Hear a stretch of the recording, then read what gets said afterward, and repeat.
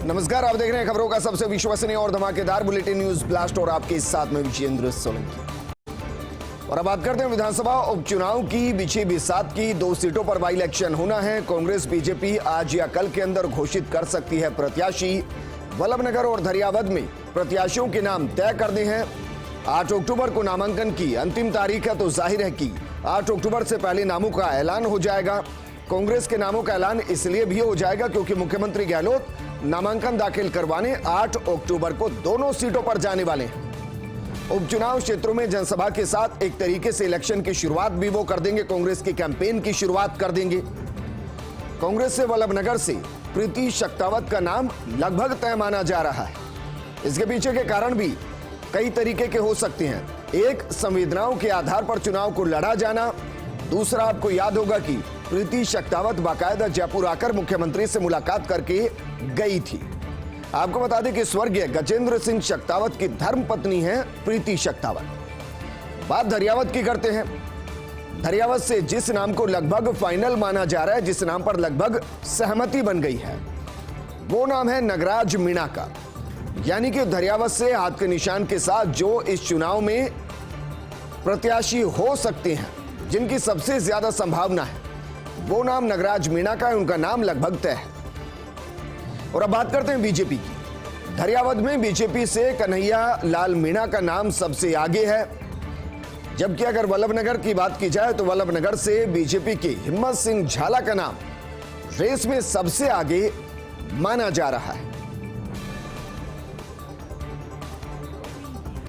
आगे बढ़ते हैं और बात करते हैं उस सवाल की जो बीजेपी के अंदर से है। सवाल ये कि यूं नजरअंदाज नहीं किया जा सकता मैडम का कद। सियासी गलियारों में बीजेपी चिंतन बैठक का किस्सा चर्चाओं में है। दरअसल दिल्ली वाले संगठन से जुड़े बड़े भाई साहब के पास एक सांसद महोदय पहुंचे थे। संगठन में एकजुटता को लेकर बेहद सख्त माने जाते हैं ये भाई साहब। संगठन में एकजुटता और अनुशासन की पेश की जाती है इनकी मिसालें, यानी कि इनका नाम लेकर अनुशासन और एकजुटता संगठन के अंदर समझाया जाता है कि इस तरीके से यह काम करता है। भाई साहब के पास पहुंचते ही सांसद महोदय कर बैठे गुस्साखी। दरअसल सांसद महोदय आए थे भाई साहब को मिठाई खिलाने, और मिठाई के साथ साथ वसुंधरा राजे के खिलाफ कोई नेगेटिव बात कर दी। जैसे प्रदेश बीजेपी की दिग्गज नेता राजे के खिलाफ सांसद महोदय ने बोलना शुरू किया, तो भाई साहब ने सख्त अंदाज में सांसद को दो टूक जवाब दिया और कहा कि जिनकी आप बात कर रहे हैं, जिनके बारे में आप नेगेटिव बात कर रहे हैं, वो पार्टी की 2 बार मुख्यमंत्री रह चुकी हैं। वर्तमान स्थिति में राष्ट्रीय उपाध्यक्ष हैं वो पार्टी की और एक लोकप्रिय नेता है। और भाई साहब के सख्त लहजे से हिदायत देते हुए उनको समझाया तो वो रवाना हो गए और कहा कि आप इस बात का भविष्य में ध्यान रखिएगा। भाई साहब के फटकार सुन सांसद महोदय के चेहरे की हवाइयां उड़ गई। अलबत्ता खुद भाई साहब ने प्रदेश के प्रमुख नेताओं को सुनाया ये किस्सा, तो क्या अब सचमुच बदल रहा मैडम के प्रति आलाकमान का रुख? ये भी एक सवाल है।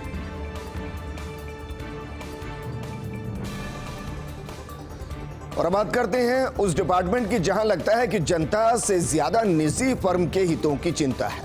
क्या निजी फर्म को फायदा पहुंचा रहे रोडवेज के अधिकारी? ये सवाल है। और ये सवाल क्यों, ये हम आपको समझाने की कोशिश करते हैं। रोडवेज में रियायती और मुफ्त यात्रा करने के लिए करीब 12 लाख लोगों के पास RDIF कार्ड है। वो कार्ड जिसके जरिए रोडवेज में वो निःशुल्क यात्रा कर सकते हैं। हाल ही में RDIF कार्ड का काम देखने वाली कंपनी में बदलाव हुआ है। नई कंपनी RDIF कार्डों का रोडवेज से डेटा ले चुकी है, लेकिन कंपनी के कहने के बाद अधिकतर परिचालक बसों में पुराने स्मार्ट कार्ड को मान ही नहीं रहे। यानी अगर आपके पास कार्ड है, आप निःशुल्क यात्रा कर सकते हैं, तो भी आपको निःशुल्क यात्रा नहीं करने दी जाएगी। और कहा क्या जाएगा ये भी सुनिए। कहा जाता है कि मशीन में डेटा नहीं आने की वजह से इस कार्ड को मान्य ही नहीं माना जा रहा है, यानी कि पुराना स्मार्ट कार्ड मान्य नहीं। अधिकतर परिचालक कार्ड धारकों से नया कार्ड मांग रहे हैं, यानी कि नया कार्ड बनवाओ तभी मुफ्त या रियायती यात्रा आप रोडवेज में कर पाएंगे। नया कार्ड बनाने के एवज में कंपनी को हर आवेदक से मिलते हैं 50 रुपए। इन 50 रुपए के लिए ही किया जा रहा लोगों को परेशान। रोडवेज के ईडीटी लोकेश सहल के पास है आरडीआईएफ कार्ड की जिम्मेदारी।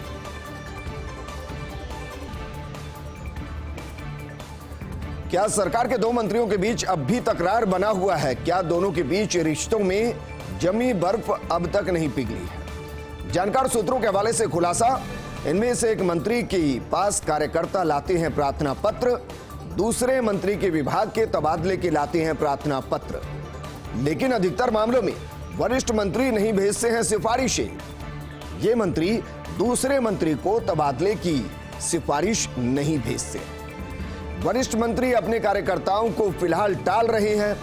इन दोनों मंत्रियों के बीच कैबिनेट बैठक में तकरार हुई थी, लेकिन बाद में दोनों ने ही मामले के पटाक्षेप का प्रयास किया था। इनमें से एक मंत्री हाड़ौती से आते हैं और दूसरे मंत्री शेखावटी अंचल से आते हैं।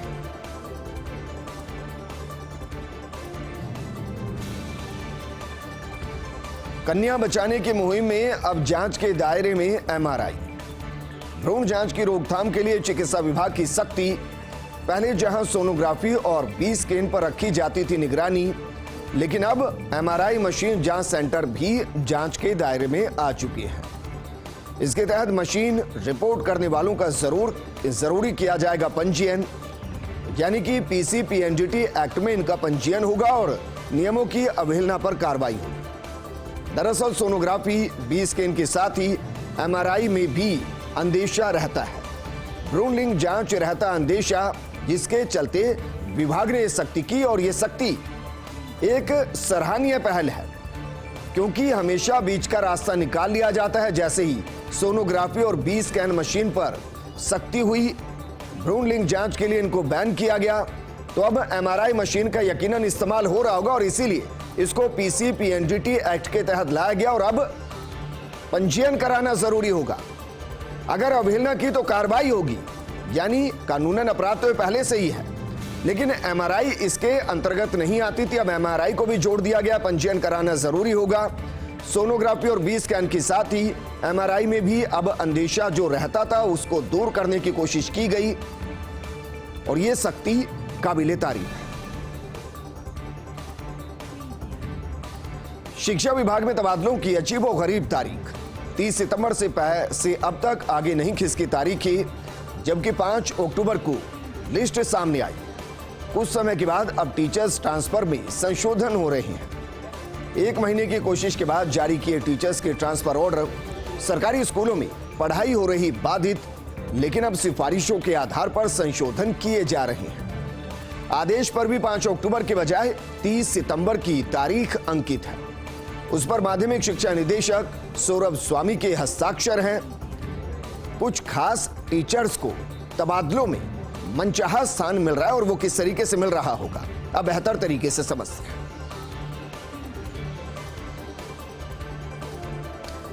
अब हम आपको नवरात्र से जुड़ी एक रोचक जानकारी देते हैं। दुनिया का इकलौता मंदिर जहां अमावस्या को होती घट स्थापना।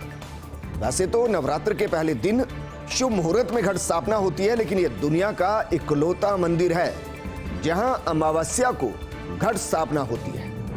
नागौर के मेड़ता रोड में फलोदी ब्रह्माणी माता मंदिर में घट स्थापना होती है। मंदिर में माता रानी भी नवरात्र में 7 दिन का उपवास रखती है।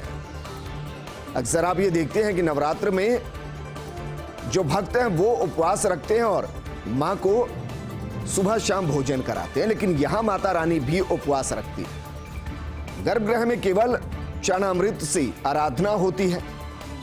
गर्भगृह में रहने वाले भक्तों के साथ मां भी उपवास करती है। अमावस्या से छठ तक मंदिर में माता रानी को भोग नहीं लगाया जाता। गर्भगृह में बैठने की अनुमति भी मिलती माता के भाव आने के साथ। और पंचमी की रात दुआ की सदियों पुरानी परंपरा का निर्वहन होता है। घट स्थापना के बाद से अब यहां तक एक दिन में 4 आरती होती है। ये 4 आरती कब कब होती है, वक्त हम आपको बता रहे हैं। सुबह 4 बजे, 10 बजे, शाम 7 बजे और रात को 10 बजे, ये 4 आरती होती है। आप ये जानकर हैरान रह जाएंगे कि 1063 साल पहले कच्चे थान का राजा नाहर राव ने जीर्णोद्वार करवाया था और तब से ये परंपरा चली आ रही है। शक्ति की आराधना का महापर्व शारदीय नवरात्र कल से है। मंदिरों से लेकर घर घर कल होगी घट स्थापना और विशेष पूजा। घट स्थापना के लिए सुबह 6:17 से 7:07 तक शुभ मुहूर्त होगा, यानी इस लगभग 50 मिनट में आप घट स्थापना कर सकते हैं। सुबह 6:17 से 7:07 तक यह शुभ मुहूर्त है। इस बार शारदीय नवरात्र में बन रहे कई तरह के विशेष संयोग। पहली बार 8 दिन के होंगे नवरात्रा, 6 दिन रहेगा रवि योग। इस बार गुरुवार से शुरू होकर गुरुवार को ही नवरात्र का समापन होगा। चतुर्थी तिथि क्षय होने से चंद्र घंटा और कुष्मांडा की एक ही दिन पूजा होगी। नवरात्र में 8, 9, 10, 11, 12 और 14 अक्टूबर को रवि योग रहने वाला है, यानी कि खरीदारी, गृह प्रवेश, वर वरण और सगाई के लिए अति शुभ ये योग रहने वाला है, जिसका जिक्र हम कर रहे हैं और जो रवि योग है। कोरोना के मद्देनजर इस बार माता रानी के प्रमुख मंदिर बंद रहेंगे। इस बार भी नवरात्र में देशनों की करणी माता के दर्शन नहीं हो पाएंगे। जोधपुर के चामुंडा मंदिर के भक्तों के लिए दर्शन पर रोक रहेगी। हालांकि फर्स्ट इंडिया कोशिश करेगा कि अपने टीवी स्क्रीन के जरिए आपको दर्शन करा पाए। जितने भी आपके मंदिर हैं, जितने भी प्रसिद्ध मंदिर है, वहां से आपको दर्शन करा पाए। कोरोना गाइडलाइन के तहत इस बार दुर्गा पूजा के पंडाल भी नहीं सजने वाले हैं।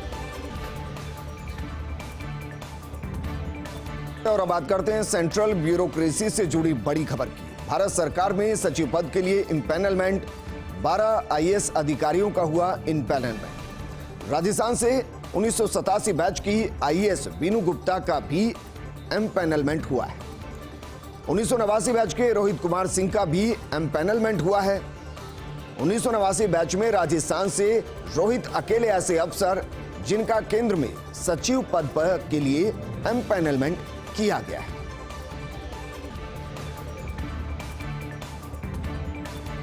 इंडस्ट्रियल पार्क की रेटिंग में राजस्थान दूसरे नंबर पर। देश में मौजूद इंडस्ट्रियल पार्क और सेज की रेटिंग जारी हुई है। निवेशकों की दिलचस्पी के आधार पर इंडस्ट्रियल पार्क की रेटिंग जारी की गई। उद्योग एवं आंतरिक व्यापार संवर्धन विभाग यानी कि DPIIT ने यह रेटिंग जारी की है। इनमें 41 लीडर, जिनमें 18 इकाइयों के साथ महाराष्ट्र पहले नंबर पर है, राजस्थान दूसरे नंबर पर है। 17 इंडस्ट्रियल पार्क को लीडर का दर्जा है। उत्तराखंड के 4, गुजरात, आंध्र प्रदेश के 1 इंडस्ट्रियल पार्क लीडर है। लीडर कैटेगरी के 13 सेज में महिंद्रा वर्ल्ड सिटी जयपुर की जो है वो शामिल है।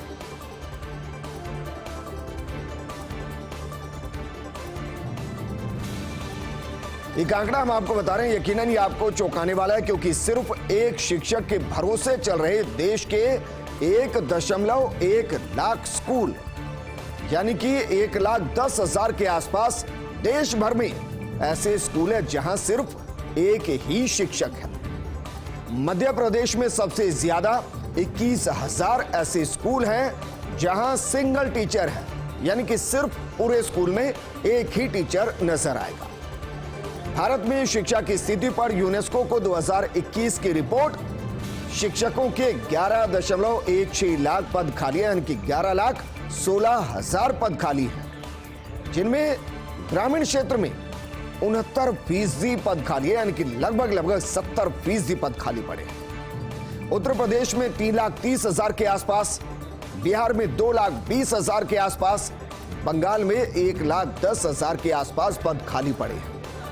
पूर्व प्राथमिक के 7.7%, प्राथमिक के 4.5%, उच्च प्राथमिक के 3.3%, माध्यमिक कक्षाओं के 0.8% शिक्षक पूरी तरह से प्रशिक्षित नहीं है।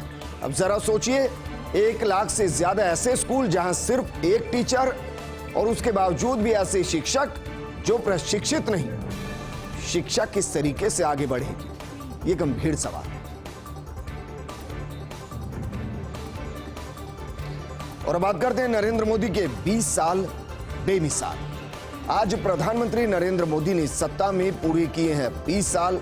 7 अक्टूबर 2001 को संभाला था गुजरात के मुख्यमंत्री का पद। तभी से सत्ता के शीर्ष पर बने हुए हैं नरेंद्र मोदी। 12.5 साल तक मोदी ने संभाला था गुजरात के मुख्यमंत्री का पद। वहीं पिछले 7 साल से प्रधानमंत्री का पद संभाल रही हैं नरेंद्र मोदी। मुख्यमंत्री रहते हुए उन्होंने गुजरात को देश में एक अलग और नई पहचान दिलाई। प्रधानमंत्री रहते हुए उन्होंने भारत का नाम रोशन किया।